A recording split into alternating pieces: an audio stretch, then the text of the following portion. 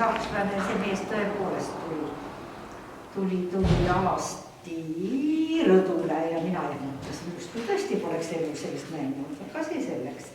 Nii, ja siis on kõik tahtnud, et ma loeks, mis siis tegelikult oli.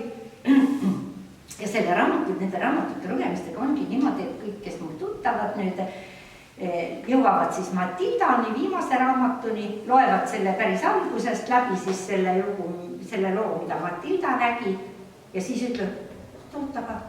Ja siis lähevad tagasi selle Marta juurde, et Martas oli ju sama lugu, ainult et teises võtmes.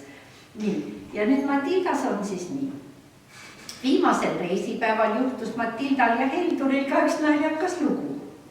Teatavasti oli igal pool maailmas hotellidest välja registreerimine hiljemalt kell 12 päeva. Mõnel pool koguni kell 11 või veelgi varem. Kahjuks oli äralend alles 8:30 õhtul.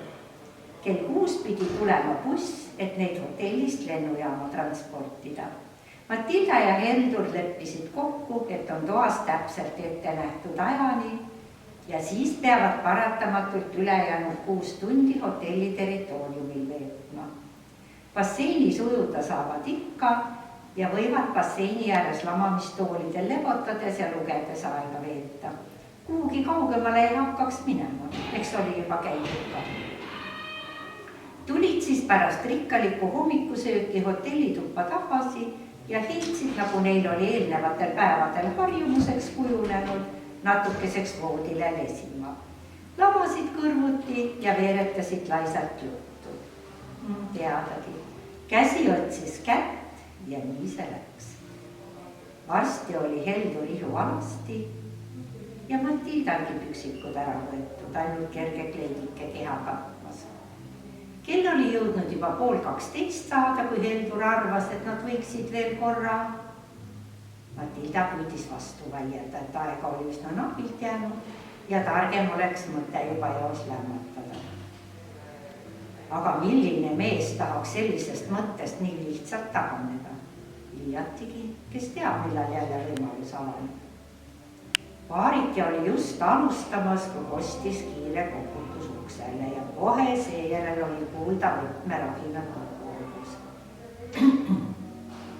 Matilda toibus esimesena, lükkas mehe eemale ja hüppas püsti. Jooksupealt kleiti alla sikutades tormas ta ukse poole, et sisse tungijat takistada.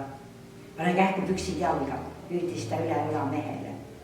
Jõudis ühtlasi koputajale hõigata, et oodaku natuke.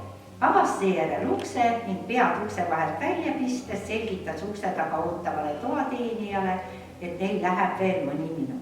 Ja siis hiljem kõik on alati tahtnud ka, et ma loen siis, mis tegelikult Matildaga oli, et siis ma loen pärast seda, aga siin on vahepeal läinud segamini.